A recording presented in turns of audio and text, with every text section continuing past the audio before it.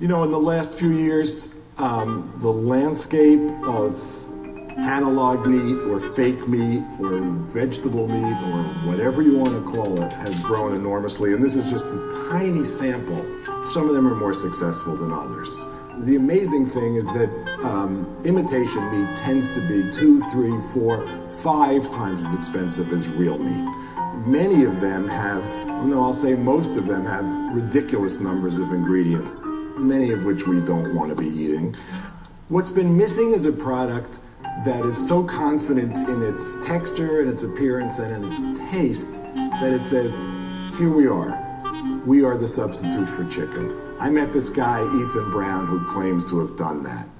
We've created something that is similar to meat and has benefits in terms of health, but we are going to ultimately price it lower than meat. So this is the old Memorial Hospital. Ethan Brown's factory, which is in Cumberland, Maryland, is in a research facility, a sort of incubator in a former hospital.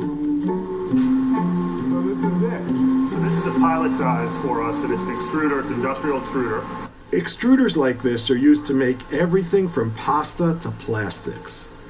To make the fake chicken, Ethan worked with researchers at the University of Missouri who figured out how to use the machine to replicate the fibrous structure in animal tissue in a new way. Their solution is a complex sequence of heating, cooling, and pressure, and what they say is a unique mix of plant proteins and water. We worked out this blend that is proprietary of about 4 or 5 all natural ingredients. Can we, Want to make some?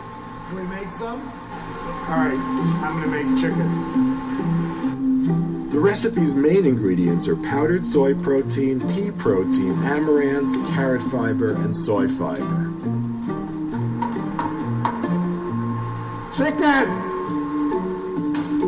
That's my chicken. The most amazing thing about this stuff is texture.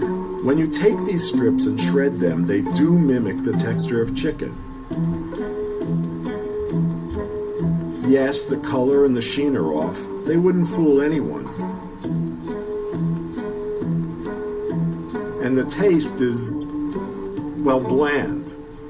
It does have pretty good chew though, and it'll pass for chicken in many uses. But the point is, how much industrially produced chicken can we replace with this kind of product without anyone really caring?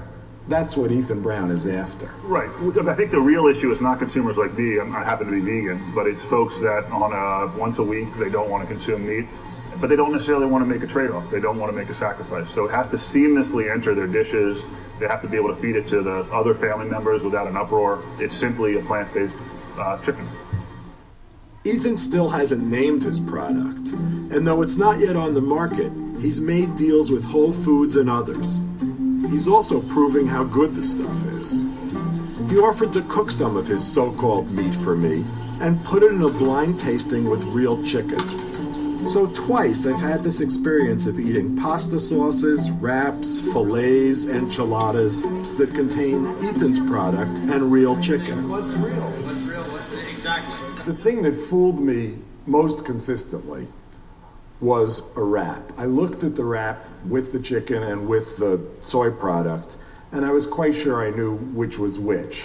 And I was wrong. I was actually wrong twice in a row. In a situation like this, where you've got chicken, tomato, or whatever the stuff is, tomato and some sauce, you've got essentially a wrap with some kind of chicken product in it. You know, looks like chicken, tastes like chicken, is it chicken? No. So what is this about? What are the implications? What is the use of this? We kill nearly 8 billion chickens a year. Most of them are pumped full of antibiotics and raised in crowded, even torturous conditions. Whether you believe these chickens have souls or not, they have lives. They exist.